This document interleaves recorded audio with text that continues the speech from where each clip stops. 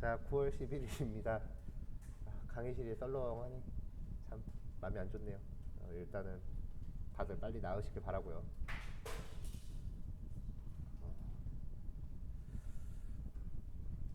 일단은 지난주에 연습 문제가 출제됐었죠. 일단 그거부터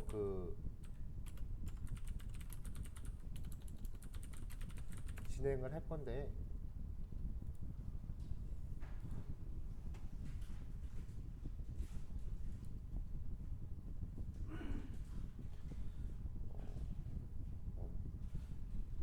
일단 오늘 이제 처음에 드리고 싶은 이야기가 까먹고 있다가 오늘 생각이 나서 요거를 좀 드려볼게요. 우리가 지난주에 한지님이 취업을 했잖아요. 아마 그 친구는 아마 취업하자마자 처음에 겪을 일 같아요. 일단 여러분들이 취업을 하셔도 비슷한 일을 겪으시는 사례가 꽤 많을 거예요. 뭐냐면은 PIP 설치가 안 되는 케이스예요. PIP 명령을 내렸는데 설치가 안 되는. 이게 어떤 상황이냐면은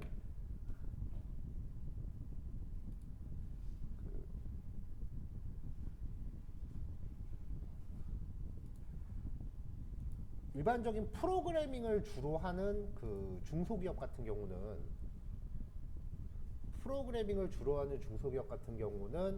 인터넷을 쓰는데 별다른 제약사항이 없어요.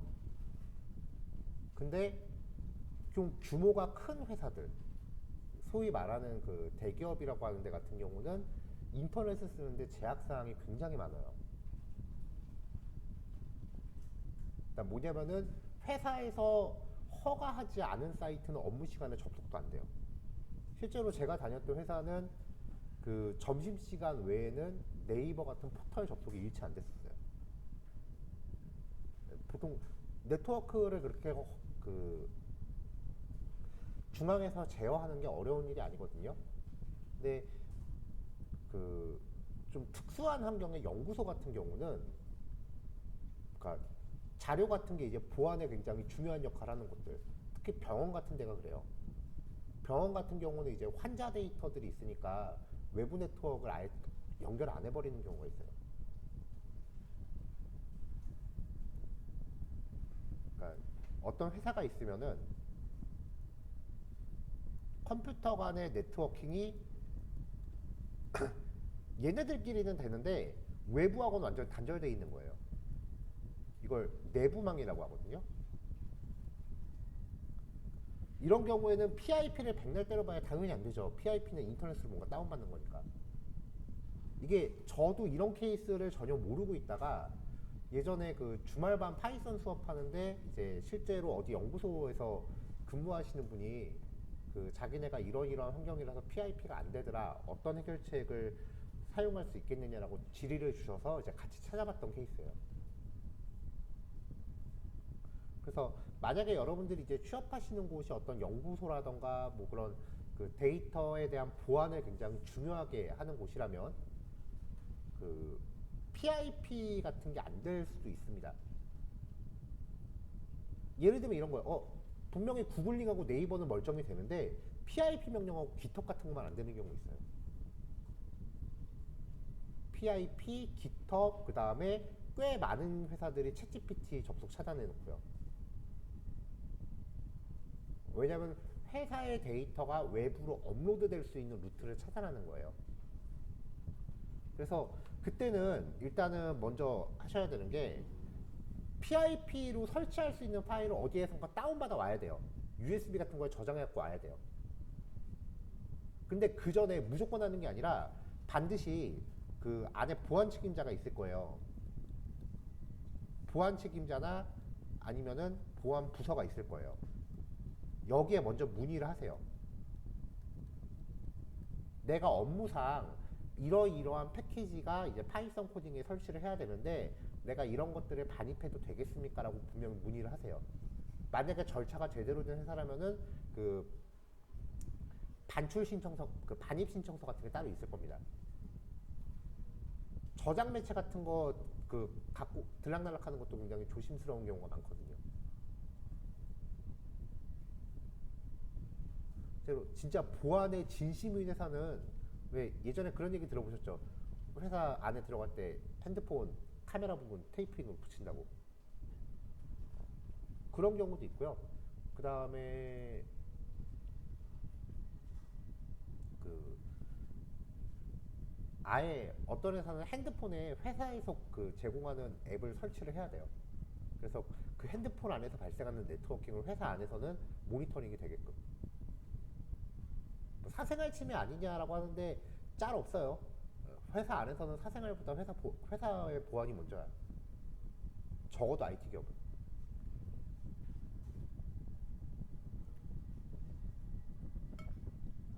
그래서 만약에 어떠한 루트로 파일을 갖고 들어올 수 있다라고 하면은 일단 밖에 나가서 여러분들이 필요한 PIP 패키지를 다 까셔야 돼요.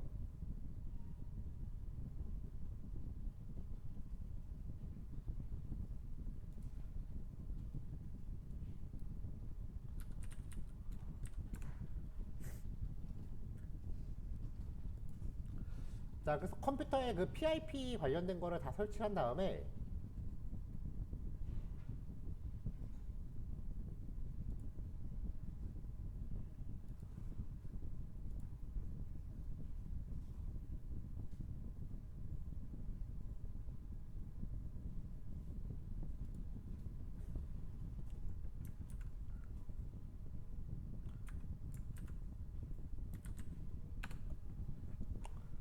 우리는 이미 설치가 다 돼 있죠.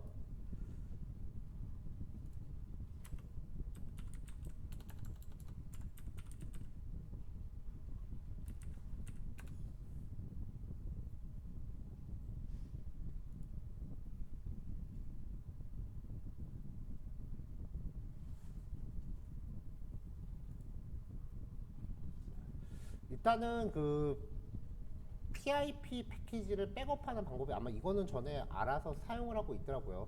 그 PIP 가장 일반적으로 알려져 있는 방법이 프리즈라는 명령이에요.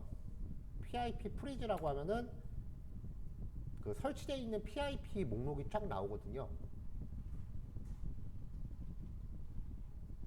이거를 PIP 프리즈 한 다음에 내보낸다라는 뜻으로 오른쪽 괄호하고 그 다음에 내가 어떤 파일의 이름을 지정하면은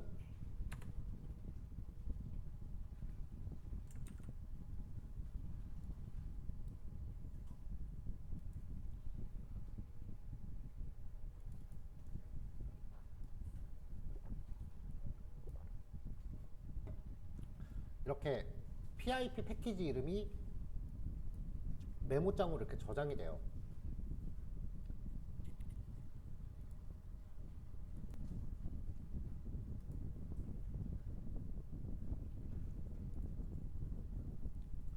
자, 그럼 이제 이걸 사용하는 방법은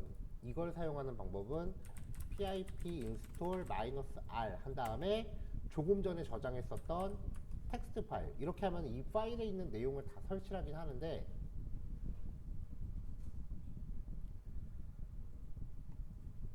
그 문제는 이것도 네트워크를 탄다는 거죠.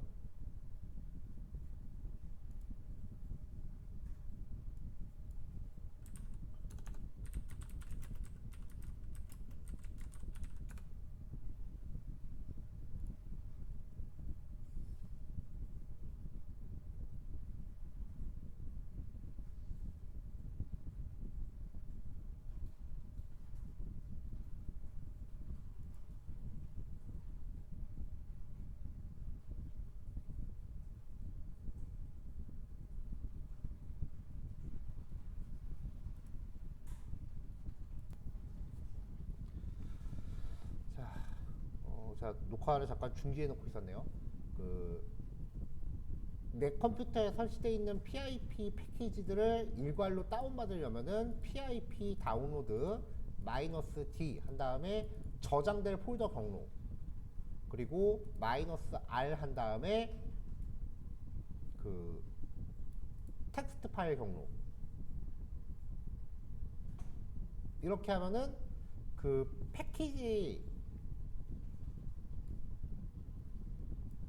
그러니까 순서가 이렇게 되는 거죠. 일단 이게 내 컴퓨터에 저장되어 있는 파이썬 패키지 목록을 백업한 거잖아요.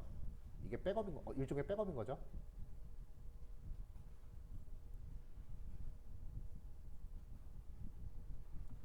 패키지 목록. 자, 이걸 사용하는 방법이 두 가지인데, 첫 번째는 이거. 패키지 목록대로 다운로드 받아서 설치해라 라는 거고, 얘는 백업한 패키지 목록에 있는 것들을 내가 지정한 폴더에다가 다운로드 받아라 라는 거죠.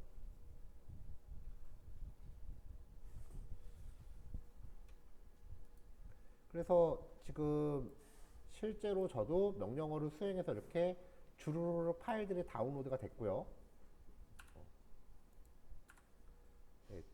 헬로라는 폴더에 저장해라 라고 했고, 이 파일을 읽어서 해라 라고 했으니까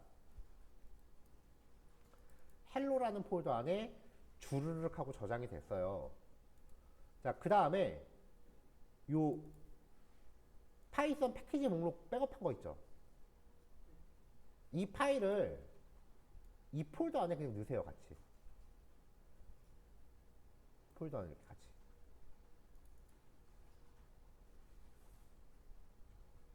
그러면은 여기 파이 패키지.txt라고 파일이 있을 거 아니에요. 그쵸?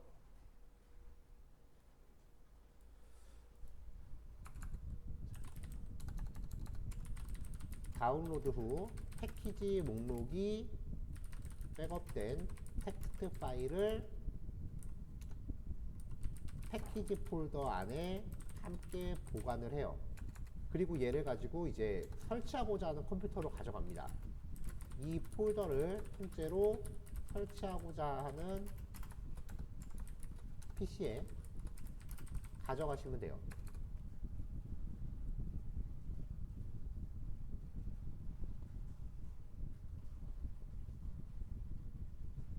자, 그러면 설치할 때는 설치 시에는 패키지와 백업 그 텍스트 파일 이 포함된 폴더 위치에서 명령 프롬프트를 실행하시고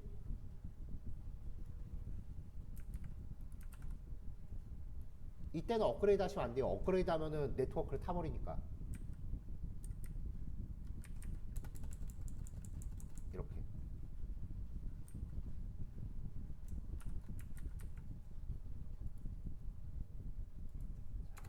자, 얘는 예를 들면은 pip 다운로드 -t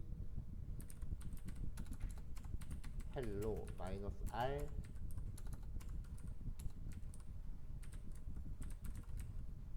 파이패키지.txt 이렇게 백업하시면 되고,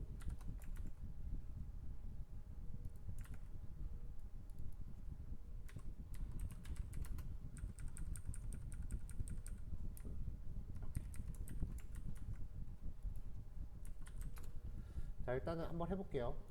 결과부터 봅시다. 자, 이렇게 하고 하면은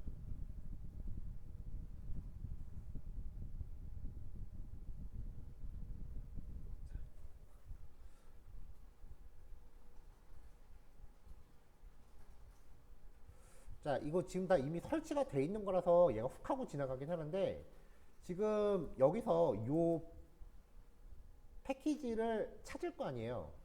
그러면은 일단은 이 폴더 안에서 먼저 찾아요.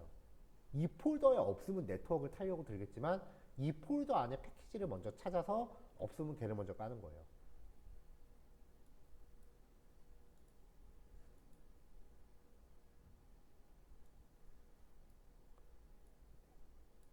보통 이렇게 해서 이제 내부망을 쓰는 경우에 그 이렇게 외부에서 패키지 파일을 가지고 들어와서 설치하는 경우가 많습니다. 그 꽤 많은 대학교 연구소 아니면 특히 소위 연구소자 붙어 있는 곳들은 이런 케이스가 되게 많아요.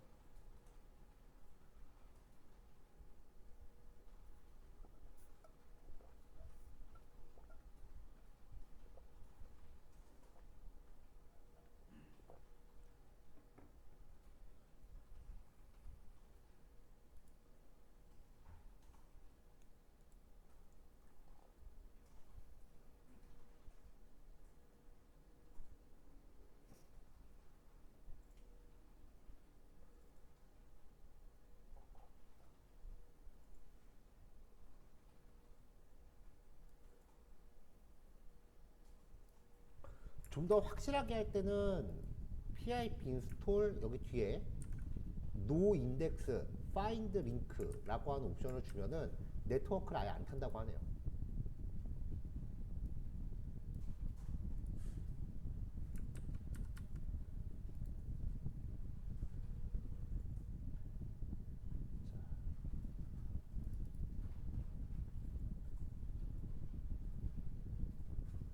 자, 요거는 단톡방에 하나 올려드릴게요.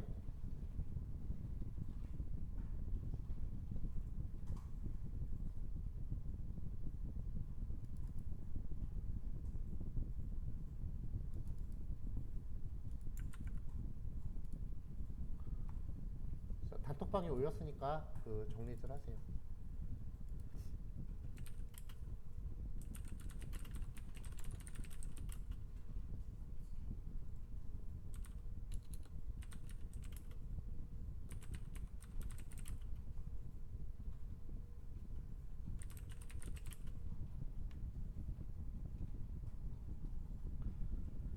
자, 잠깐 쉬었다 합시다.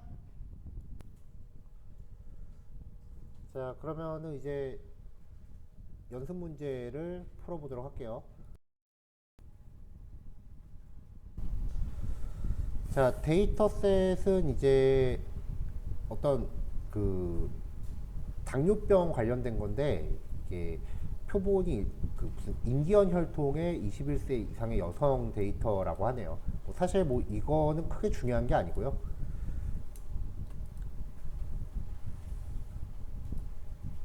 자, 데이터를 이제 확인해 봤을 때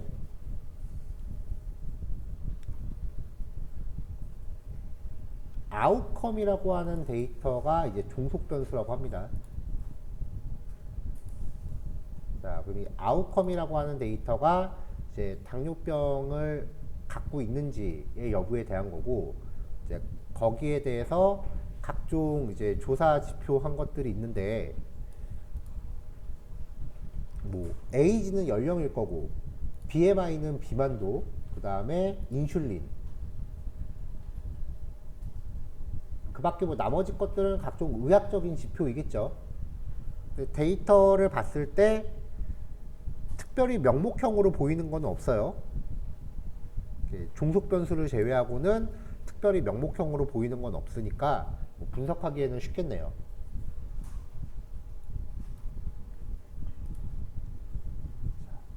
자, 적용해야 되는 분석 모델의 종류는 데이터 형태에 따라 스스로 결정해야 됩니다라고 했는데, 지금 이 아웃컴이라고 하는 종속 변수의 종류를 보면은 이따가 정확하게는 그 값의 종류를 출력을 해봐야겠지만, 얼핏 봐서는 0하고 1밖에 없으니까 이거는 이항 분류로 처리하면 되겠죠.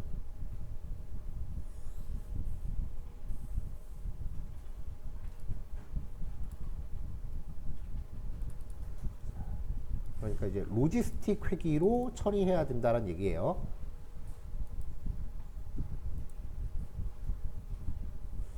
자, 템플릿 파일을 하나 복사해 놓고 연습 문제 2번 풀이.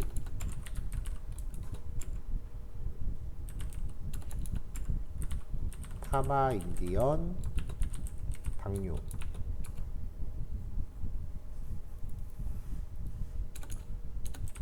연습 문제 02 풀이.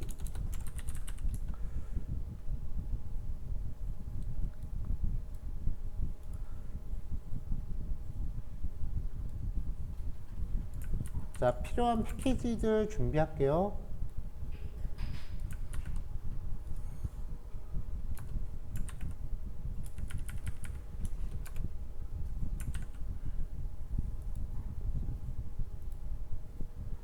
자, 인풋 하고요. 그 다음에 데이터셋 준비해야 되는데, 데이터 주소는 문제에 나와 있으니까 복사해서 넣어주고,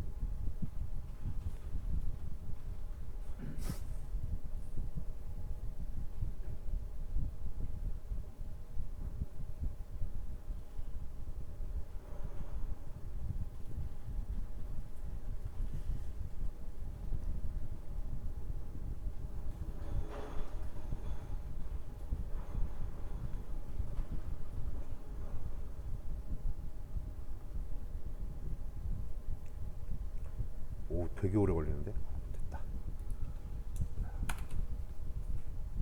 자, 데이터를 로딩을 했습니다. 자, 쭉 들어왔고요. 헤드로 확인하는 것도 좋고요. 그 다음에 인포로 확인하는 것도 좋습니다. 인포로 확인하면은 데이터가 전부 몇 개가 있는지도 한번 같이 가늠해 볼 수 있고요. 데이터 타입들도 볼 수 있고요. 그래서 제 생각에 가장 나이스한 거는 인포는 프린트를 하고 오리진의 헤드 뭐 이거야 뭐 데이터 확인하는 거야 뭐 각자 적절히 확인하시면 돼요.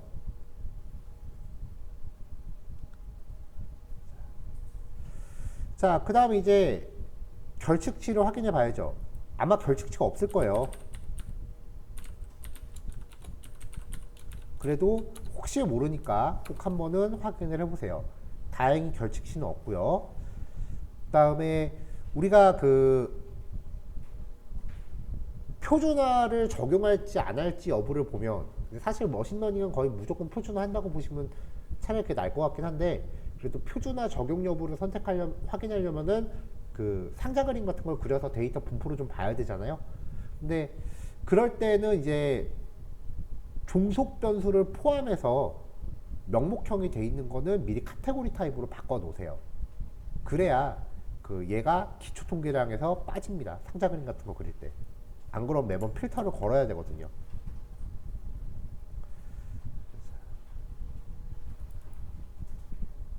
자, 그 데이터 전처리에서 결측치 확인하고요. 그 다음에 여기 하나를 더 넣으세요. 명목형 변수 형변환. 자, 아웃컴이라고 하는 변수였으니까 얘를 카테고리로 바꿀게요. 자, 그럼 아웃컴이 카테고리로 바뀌어 있죠. 그럼 이제 이렇게 해놓고 기초 통계 확인하면은 아웃컴에 대해서는 기초 통계량이 안 나오는 거죠. 자, 평균값이 차이가 되게 많이 나는 거 봐서는 확실히 표준화는 필요해 보여요. 이거는 회기가 아니니까 굳이 산점 들을 필요 없을 것 같고 상자 그림 볼게요.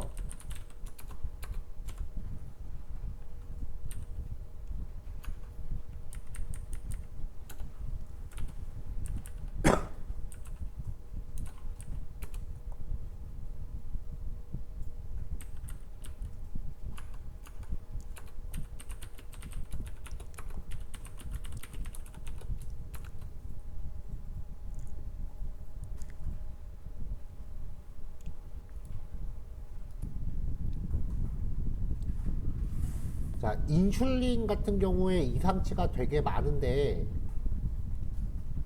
이거는 당뇨병 발병이 된 상태에서는 뭐 당연히 많을 수밖에 없을 테니까 요거는 뭐 이상치라고 안 보는 게 나을 것 같고요. 그 밖에 이제 데이터 분포가 많이 상이하니까 표준화를 해야 될 것 같아요.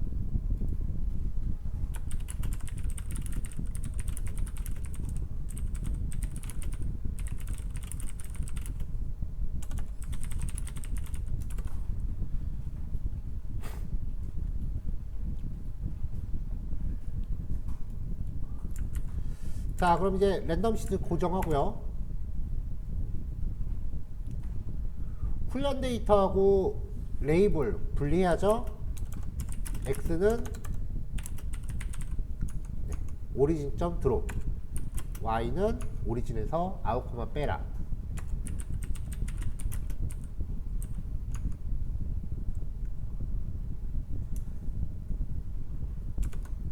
자, 이렇게 하면은 데이터가 분리가 됐고요.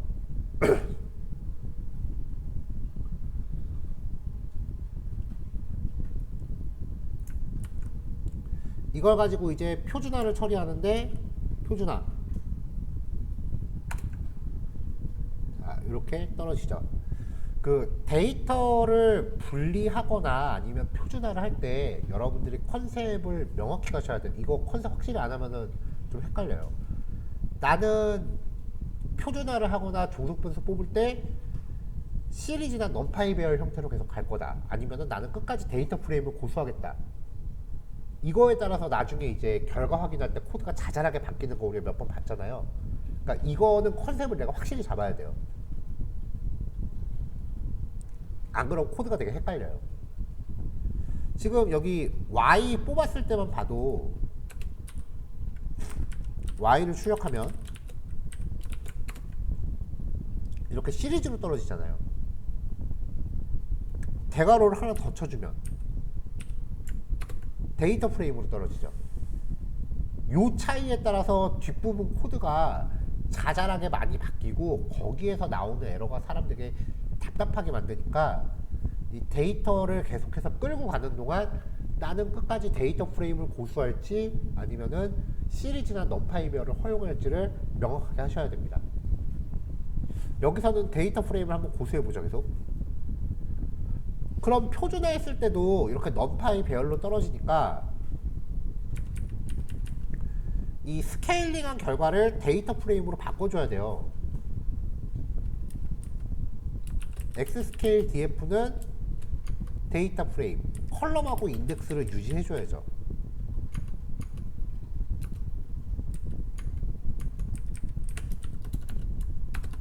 이렇게. 그러니까 이 컨셉을 확실하게 잡아야 돼요.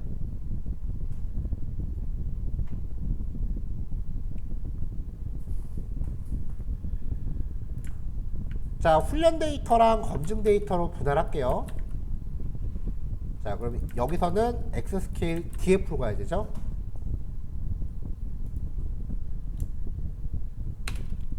자, 데이터 쪼개졌고요.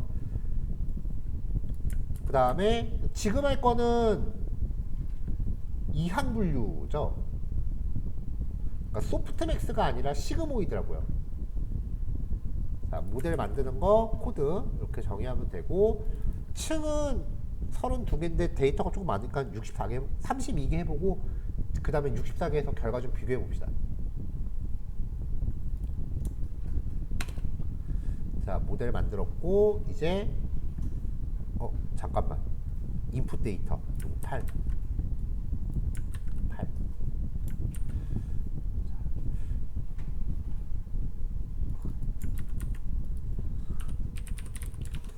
자, 검증 데이터 분할했을 때 엑스트레인 출력해보면 들어간 게 데이터 프레임이었기 때문에 나온 것도 데이터 프레임이에요. 스케일링은. 그러면은 이때 변수 개수는 컬럼의 길이를 측정하면 되죠. 여기 매번 바꾸는 게 귀찮으면은 len 엑스트레인의 컬럼수 이렇게 되면 앞으로 여기는 따로 손볼 필요가 없게 되겠죠.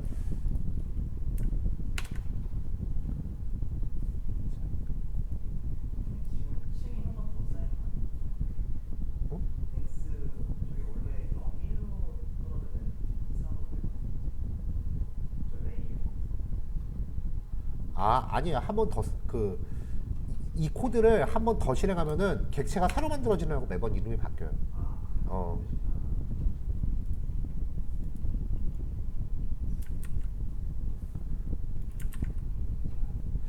X 트레인, Y 트레인. 뭐 여기는 뭐 딱히 손볼 거 없죠?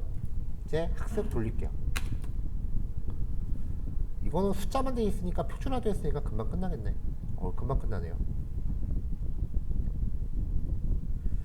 자, 학습 결과 평가해 봅시다. 자, 이런 거는 헬퍼 만들어 놔서 금방 끝나죠. 오, 꽤 좋은데요?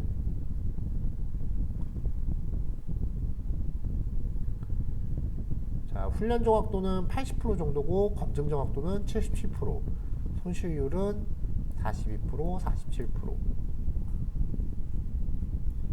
근데 정확도가 높으면 손실률은 크게 안 보셔도 돼요.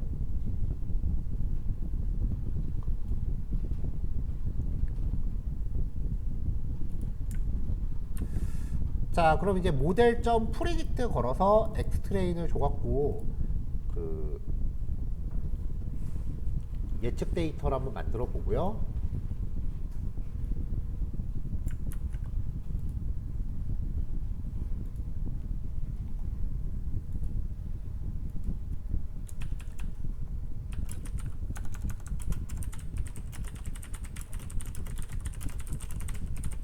검증 데이터용으로도 만들어 봅시다.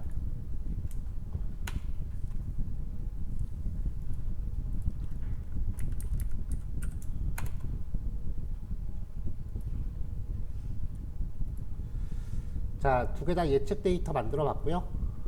이제 이거를 병합해서 결과 데이터셋을 만들게요.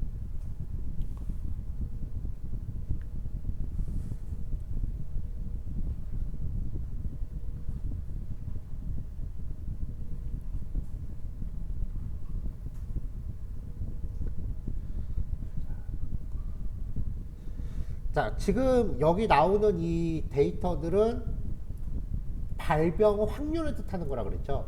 그러니까 이게 50보다 크면은 그냥 무조건 1로 보면 되고 50보다 작으면은 0으로 보면 돼요. 50%보다 작으면.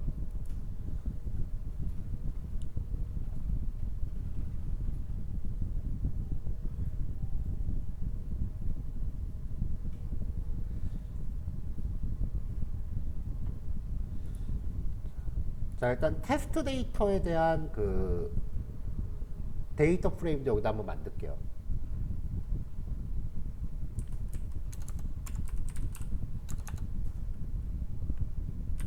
트레인 df는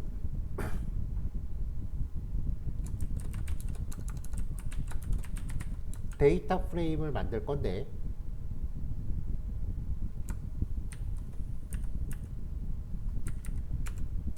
자, 여기에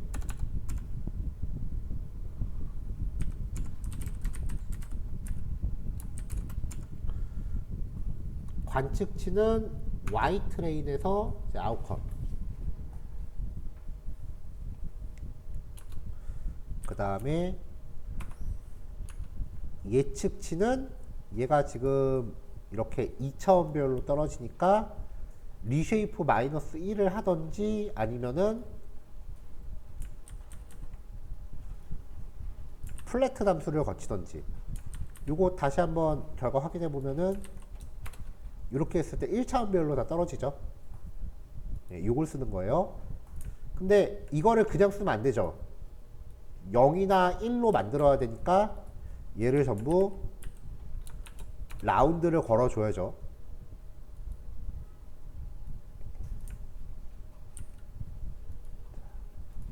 이거를 여기다 걸 거고요.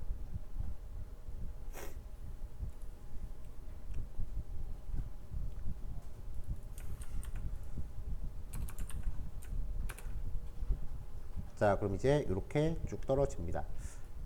보통 뭐 앞부분이랑 뒷부분은 잘 못 맞추더라고요.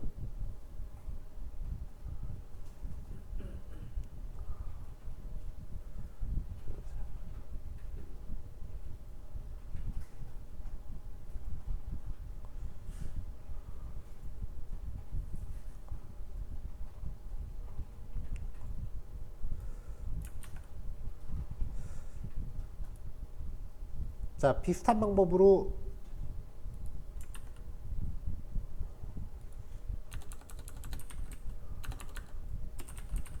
테스트 DF에 대해서도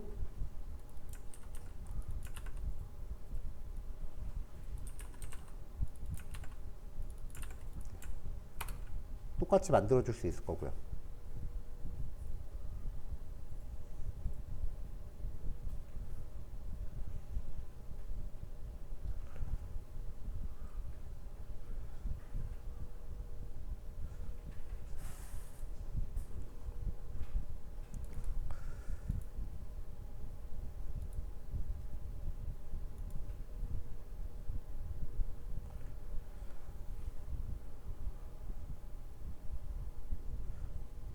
자, 헬퍼 쪽에 보면은 이제 TF 로짓 리절트라고 해서 모델, fit, 그 다음에 X, Y 이거를 주면은 얘가 알아서 이제 그 로지스틱에 대한 결과를 만들어내는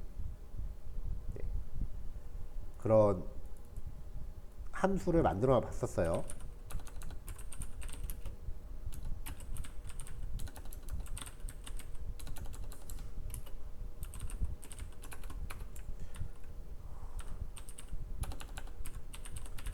helper.logit result한테 만든 모델하고 분석, 그 다음에 X 트레인과 Y 트레인을 같이 전달하면은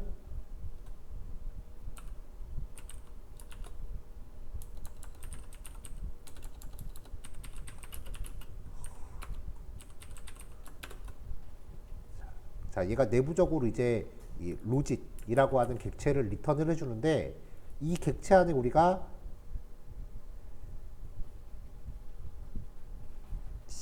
CMDF, 리절트 DF, ODDS 레이토 이런 걸로 결과를 보게끔 해놨었죠.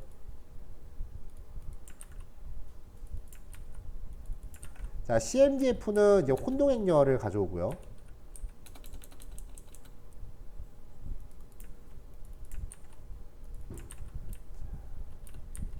리절트 DF는 결과 데이터 프레임, 그 다음에 오즈레이트는 오즈비를 출력했었습니다.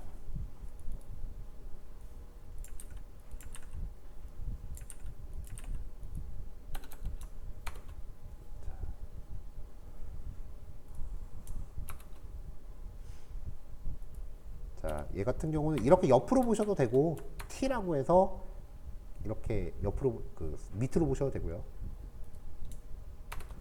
이게 오즈비고요. 자, 정확도가 80%랑 정밀도가 75% 정도 나왔는데, 사실 보면 다 비슷비슷한 걸 의미하는 수치인데, 이 모델이 지금 의학적인 분류를 목적으로 하는 거기 때문에 사실 80% 정도 갖다가는 만족하면 안 되는 모델이기는 해요. 저번에도 얘기했지만 의학 쪽은 이런 거에 대한 그 엄격함이 굉장히 높기 때문에 95% 이상을 목표로 한다 그랬죠.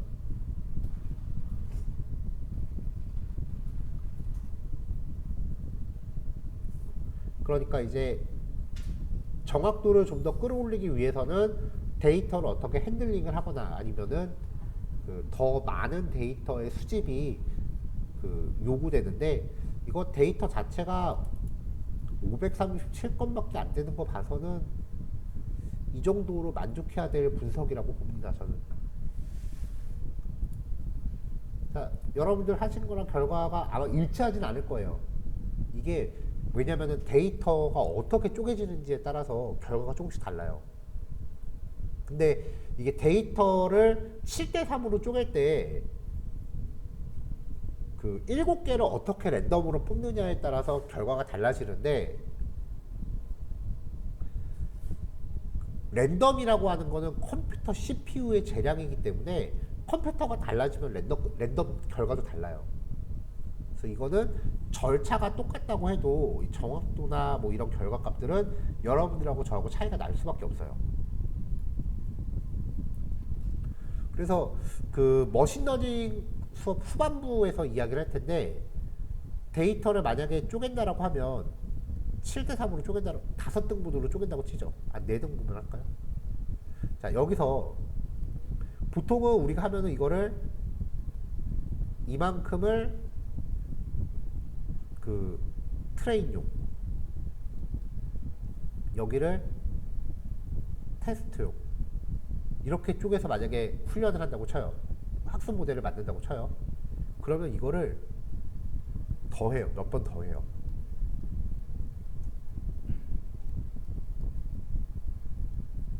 이번엔 트레인을 여기를 하고 요걸 테스트로 쓰는 거고, 그 다음에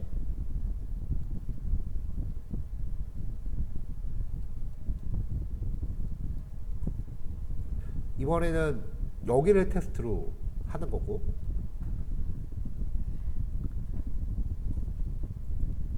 그 다음에는 이만큼을 쪼개는 거예요. 그러니까 데이터가 잘라지는 부분을 의도적으로 이렇게 조절을 하는 거죠. 이렇게 해서 훈련을 각각 시켜본 다음에 나온 결과에 가장 좋은 걸 택하거나 아니면 평균을 택하거나 뭐 이런 식으로 해서 데이터를 쪼개지는 거를 되게 다양하게 쪼개보는 거, 이거를 K-폴드 검증이라고 해요.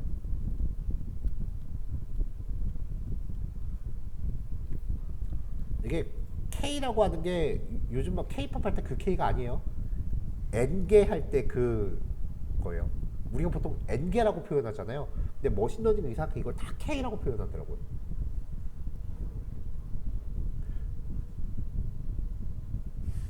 그래서 이 K-폴드 검증이라고 하는 걸 통해서 머신러닝의 성능이 가장 좋은 형태를 찾아내는 그런 검증 기법이 있습니다. 이거 한 번 학습 돌리기도 힘들어 죽겠는데 이거를 반복분 돌리면서 여러 번 돌리는 메커니즘이거든요. 그래서 이거 할 때는 진짜 짜증나요. 그래서 딴 건 몰라도 이거만큼은 무조건 맨 마지막에 할 거야. 그리고 우리가 그 신경망을 끝나고 나면은 그 군집이나 아니면은 의사결정 트리 이런 것들은 다시 사이클런으로 가야 된다 그랬잖아요. 이 K-폴더 검증도 사이클런 기능이기 때문에 그 텐서플로우를 통해서 신경망을 다 보고 나면은 우리가 다시 사이클런으로 돌아갈 때 그 지금까지 얘기 못했던 더 많은 이론들을 다시 이야기하게 될 거예요. 그때쯤에는 아마 학원에서 나왔던 책 하나를 그 중심으로 잡아놓고 걔를 따라가는 것도 괜찮겠다 싶어요. 최근에 좀 훑어봤는데 나쁘지 않은 것 같더라고요. 자, 어쨌건 첫 번째 문제 풀이는 이 정도로 이제 마무리하면 될 것 같아요. 여기 결과 확인 만들 때 여기에 제가 X 트레인하고 Y 트레인을 줬는데 이거를 X 테스트하고 Y 테스트를 주면은 이제 그 검증 데이터에 대한 혼동행렬이라던가 아니면은 이런 각종 평가 지표들도 얻을 수 있겠죠. 근데 그것까지는 생략합시다. 똑같은 코드니까.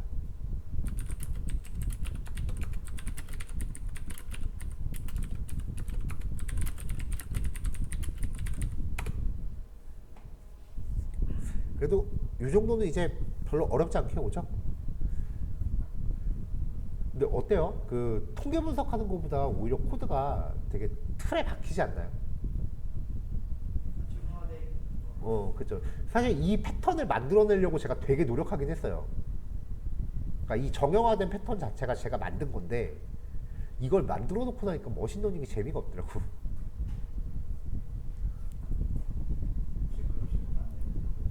네.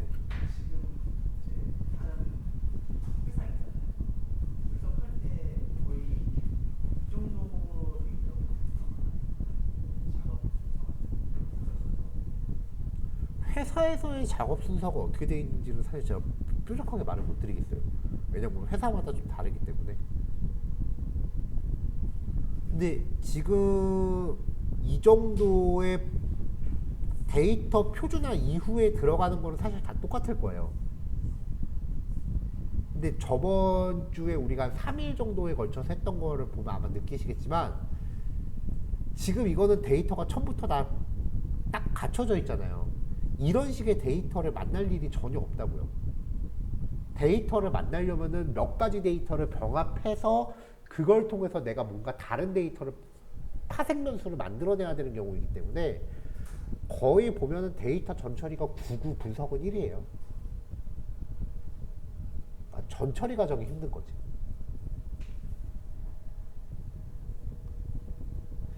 자, 코드 올라갔고요. 요거 30분까지 체크하시고 10분 쉬었다가 11시 40분에 볼게요.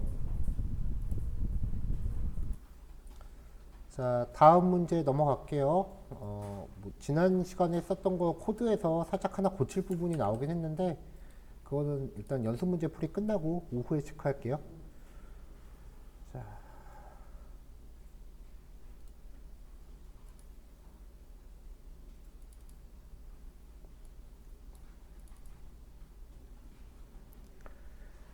자, 이탈리아의 한 지방에서 생산되는 오타네요. 생산인데 생산되는 와인 세 종류의 성분을 화학 분석한 데이터 셋이래요.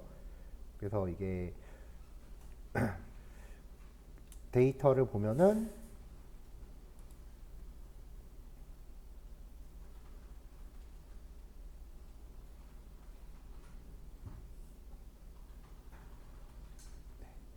네, 이렇게 지금 항목들이 있고 여기 kind라고 하는 게 클래스 0부터 클래스 1, 2까지 이렇게 쭉 나와 있는 거 알 수 있고요. 그 서칭을 해보면은 와인 관련된 데이터셋은 두 종류가 돌아다녀요. 첫 번째가 이거예요. 와인의 그 품종을 구별하는, 이게 레드 와인하고 화이트 와인하고 하나가 또 뭐 있던데 뭐 사실 그거래요. 그거를 구별하는 데이터셋이 있고, 그 다음에 와인의 등급을 1등급부터 9등급까지인가 나눈 데이터셋이 또 돌아다녀요.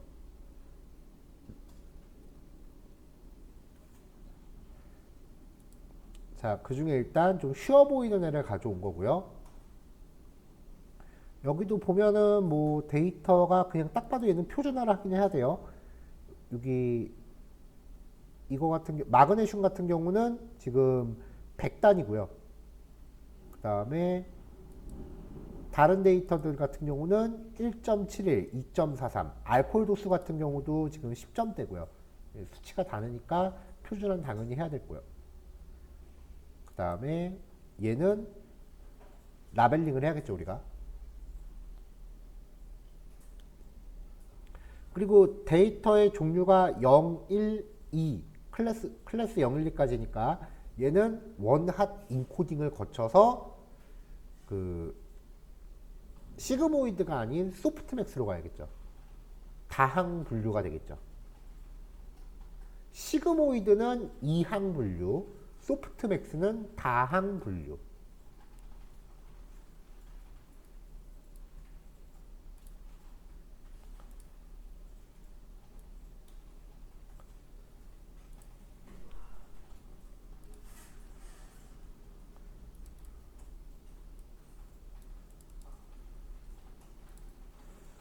자, 템플릿 파일 또 하나 복사해서 연습 문제 3 풀이 와인 종류 분류.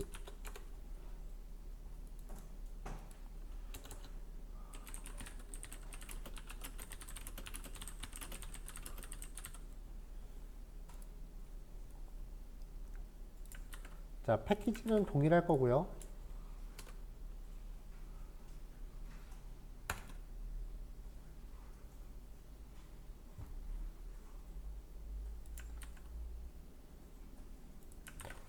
데이터셋은 이제 문제에서 확인해서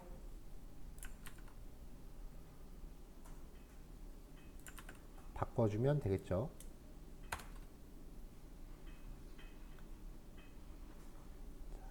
자, kind 같은 경우는 문자열 데이터이기 때문에 오브젝트라고 나왔어요. 자, 데이터도 확인됐고 결측치 있나 봅시다.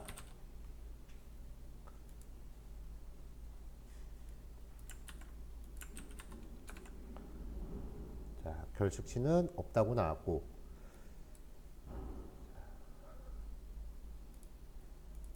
자, 오브젝트 타입, 이 오브젝트라고 돼 있는 이 kind 값, 요거를 명목형으로 바꿀게요.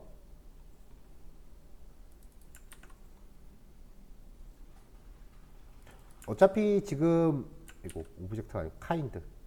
어차피 kind가 지금 오브젝트 타입이기 때문에 얘는 기초 통계랑 보면 빠지긴 할 거예요.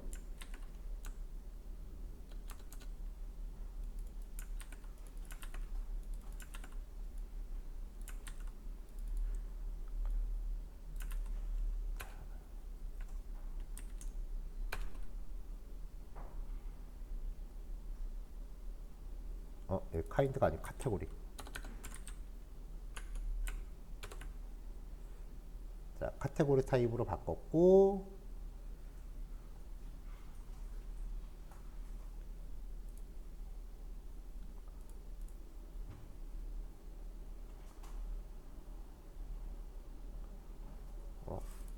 자, 순서가 좀 잘못됐네요.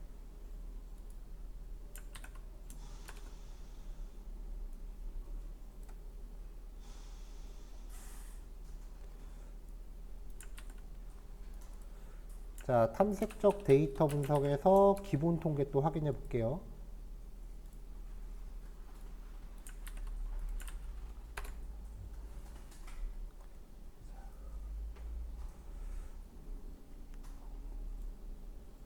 자, 일단 평균을 비교했을 때 평균의 단위가 좀 들쭉날쭉해 보인다 싶으면은 그냥 표준화 간다고 보시면 돼요.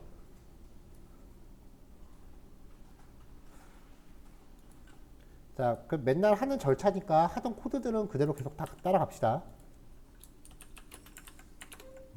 사실 이제 어느 정도 익숙해졌기 때문에 이 정도 코드들은 이제 생략해도 될 것 같긴 한데,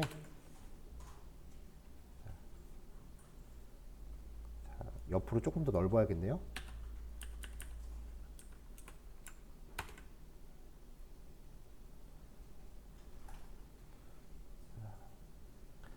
자, 얘 혼자 엄청 크죠. 이 마그네슘도 조금 튀어나와 있고, 얘네들 때문에 그 표준화가 필요합니다.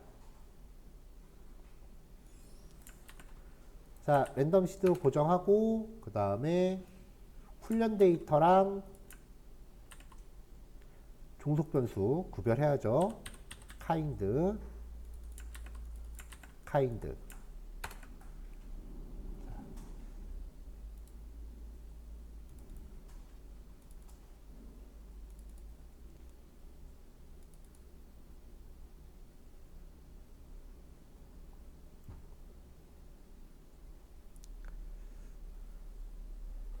자, 이렇게 이제 구별했는데 이거는 다항 분류이기 때문에 하나가 더 들어가죠. 표준화 전에.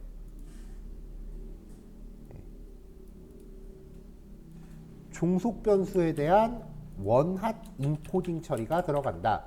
이 원핫 인코딩이라고 용어가 바뀐 거에 너무 걱정하지 말라고 했어요. 그냥 우리가 하고 있는 더미 변수 처리예요. 자, 이걸 하기 위해서 to categorical이라고 하는 패키지가 들어와야 되는데 제가 임포트를 했는지를 확인을 안 했어요. 위에 올라가서 확인 좀 해볼게요. 자, 임포트가 안 돼 있네요. 자, 케라스 밑에 유틸스 밑에 to categorical.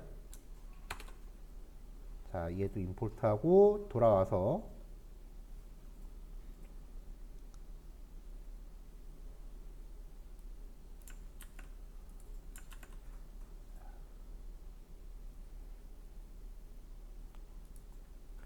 자, 지금 이 Y 데이터에 레이블링을 안 해가지고 될지 안 될지 제가 확실히 안 서거든요. 일단 한번 해볼게요.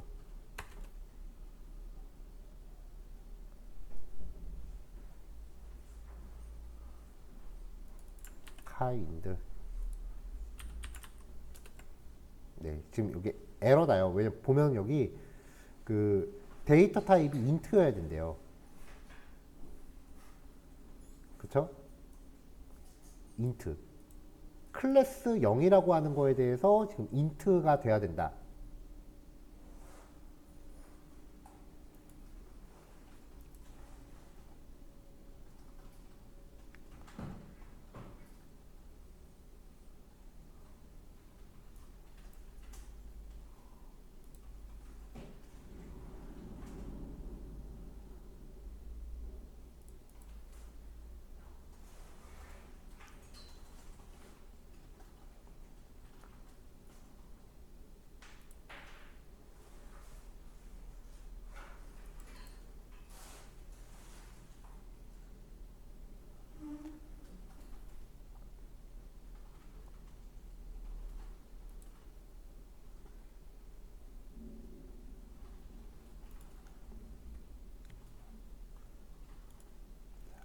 그러니까 지금 요거를 처리하기 위해서는 이 Y 데이터를 먼저 라벨링을 먼저 해야 된다는 얘기예요.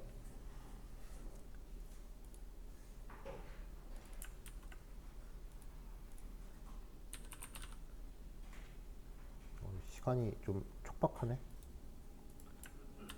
자, Y 데이터의 밸류 카운트를 보면은 이제 클래스 0, 1, 2 이렇게 세 종류가 나와 있다라는 거 알 수 있고요.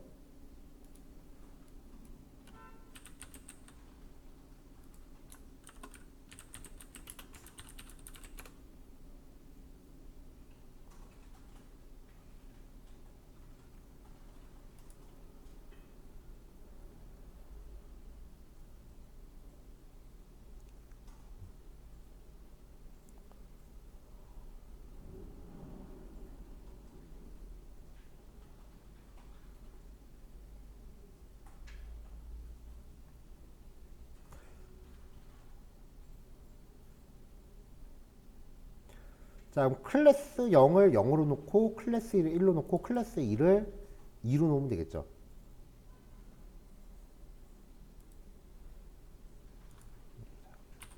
자, y.점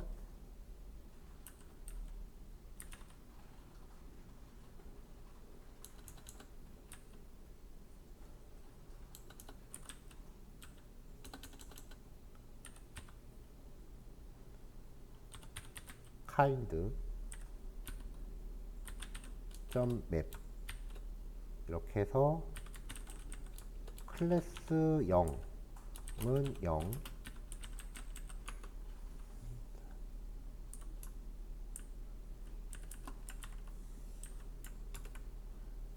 자, 이렇게 하면은 데이터를 쪼르르 바꿔서 이렇게 넣어주거든요. 만들어주거든요. 이걸 다시 yKind에다 넣어주면은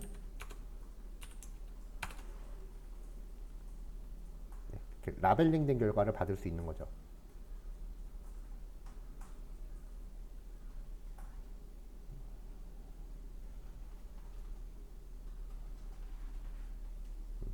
지금 여기는 보면은 데이터 프레임을 복사 안 하고 그냥 했다고 경고 뜬 건데 이건 무시하셔도 돼요.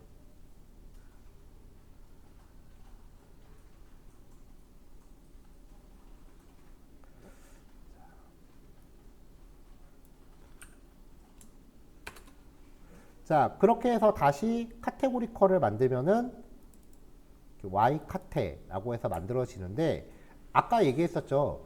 그 데이터를 핸들링하는 과정에서 이거를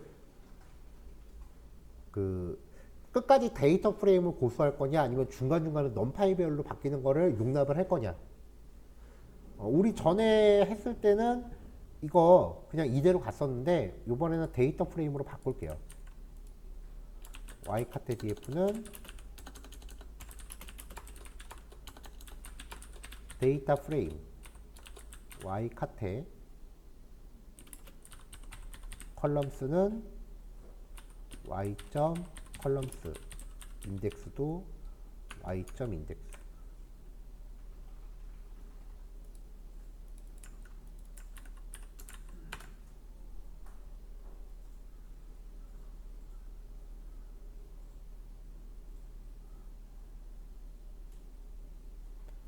아, 카테고리컬한 거는 못 만드네요. 얘는 이렇게 가져가야 될 것 같아요.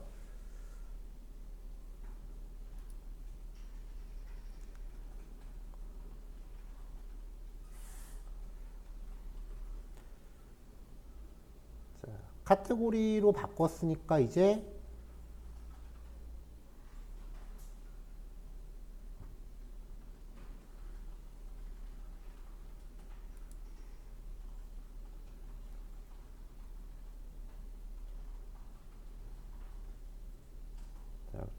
훈련 데이터랑 레이블 구별했고 종속 변수는 원하딩 코딩 거쳤으니까 이제 독립 변수는 데이터 표준화 해야죠.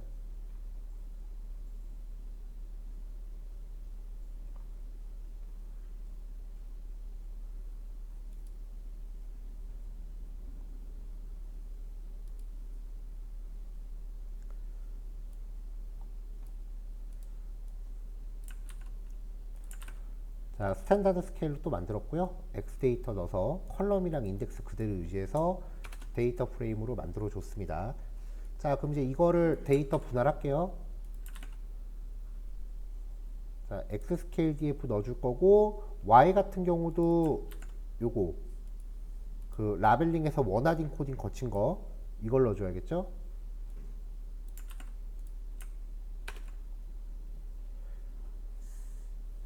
자, 데이터 분리 다 됐어요. 이제 모델 정의하죠. 자, 지금 예제들에서는 굳이 할 필요가 없을 것 같아서 제가 이 32개 층에서 더 이상 늘리지를 않고 있는데 이 32라는 값이 절대적인 게 아니에요. 이거를 이제 2배씩 늘려가면서 가장 좋은 게 나올 때까지 찾는 거예요. 저번에도 말했지만 어느 정도 임계점이 지나가면 결과가 오히려 더 안 좋아지기 시작한다 그랬어요. 자, 모델 만들었으니까 근데 엑스트레인 컬럼 맞네요. 자, 학습하기 또 들어갑시다. 아, 그러네요. 여기 시그모이 들어가면 안 되지. 소프트맥스 3. 큰일 날 뻔했네. 여기도 바이너리 크로스 엔트로피가 아니라 카테고리컬 크로스 엔트로피죠.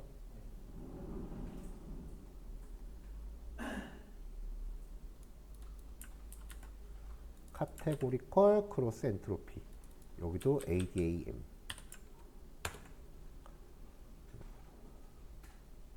그러면 시작.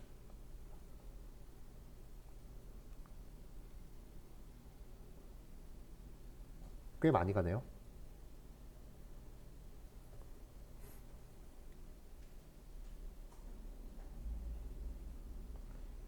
자, 322에서 끝났어요.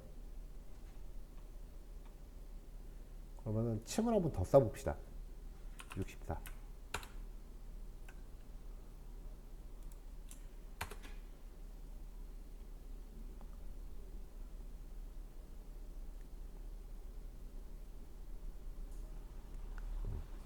층이 늘어나니까 확실히 빨리 끝나죠.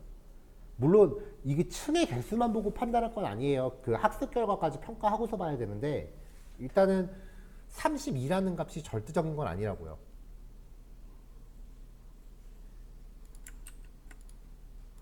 근데 지금 이거 제시작 안 하고 보내신 건데 그럼 이거 중복 학습한 게 아닌가요? 모델을 새로, 객체를 새로 만들었잖아요. 아 그러면 상관. 어.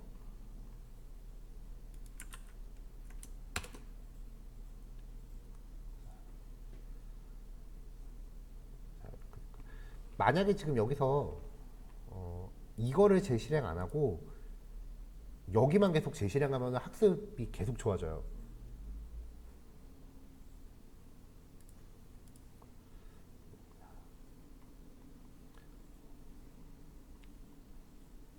자, 뭐 결과 이렇게 나왔고요.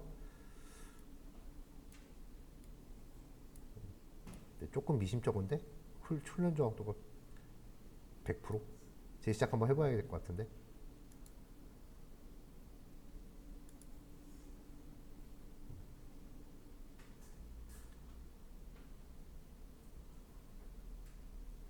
선생님, 저 32개에서 64개로 늘리는 게 층을 늘렸다라고 표현하는 거예요? 그쵸? 모두가 늘어나면 층이 늘어나요. 그왜 가끔 그 어, 의대로 그렇죠. 그냥 아예 하나 더 추가하는 경우도 있잖아요.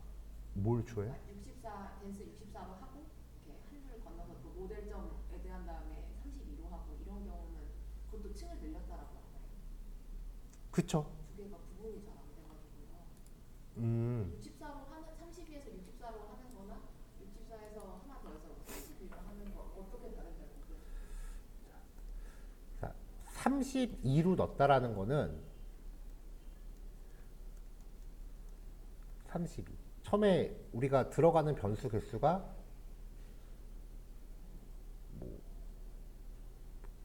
처음에 들어가는 변수 개수, 독립 변수 개수가 5개라고 칩시다.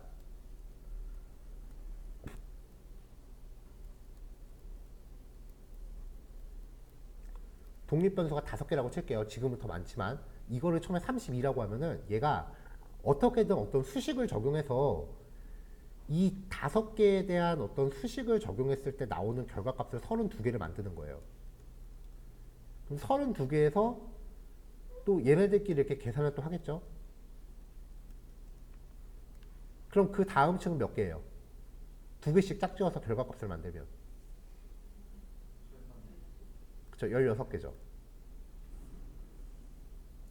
그 쭉 가서 우리가 최종적으로 만들려고 한 그 카테고리 값이 3개였죠. 이 3개가 될 때까지 이거를 계속 계산을 하면서 얘가 단계를 점점 줄여가는 거예요. 근데 이거를 64개로 만들었다라고 하는 거는 여기 하나를 더 놓겠다는 거예요, 밖에다가. 독립변수를 어떻게든 조합해서 64개의 뉴런을 만들면 얘가 그거를 계산해서 32개로 줄여가겠죠. 이거는 층을 하나 더 쌓았다고 얘기를 해요. 근데 32개를 쌓는 건데 안에 들어가는 요 하나를 명확하게 명시하는 거는 이거는 층을 쌓았다고 표현하긴 하는데 이거는 조금 뉘앙스가 달라요. 32개에서 64개로 늘린 거는 계산하기 위한 경우의 수를 더 늘려준 거고요. 32개에서 16개로 줄인 거는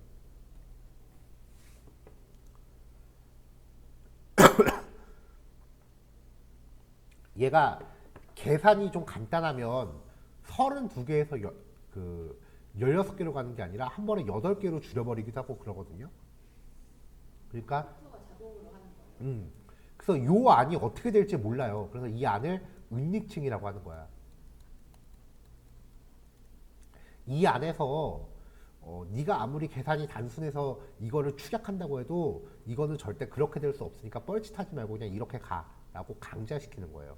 데이터 차원이 좀 1차원이 아니라 2차원 이상일 때는 얘가 바로 그 차원수를 다이렉트로 줄이지 못하게 이렇게 명확하게 그 단계를 잡아주는 경우가 있어요.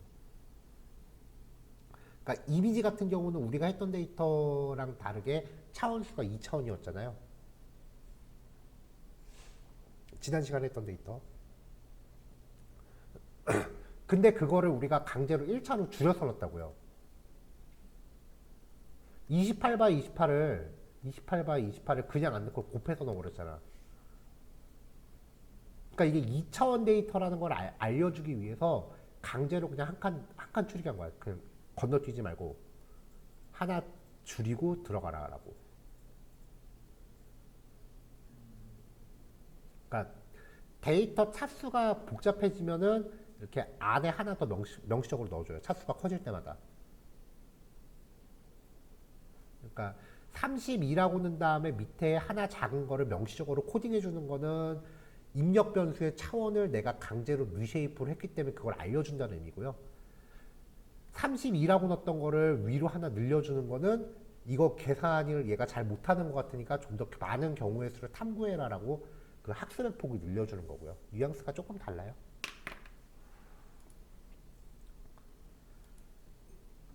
자, 이거 지금 해봤는데 재시작하고 다시 해도 훈련 정확도 100%에 검증 정확도 94% 나오네요.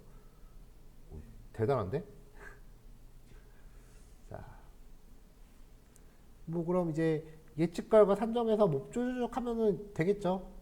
뭐 요 코드는 굳이 지금 완성을 안 해도 될 것 같으니까 밥 먹고 와서 완성합시다. 요 결과 보면 될 것 같으니까. 여러분도 정확도 이렇게 높게 나왔나요? 네. 이거 그럼 이 데이터는 되게 좋은 데이터인 것 같네요.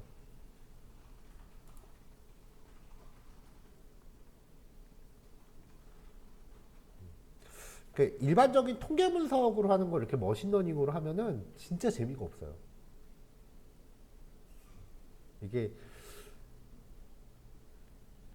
재미없다라고 말하는 것 자체가 제가 이 코드 전개 흐름을 사실 내 자랑이긴 하지만 되게 잘 만들어 놨다고 자신하기는 해요.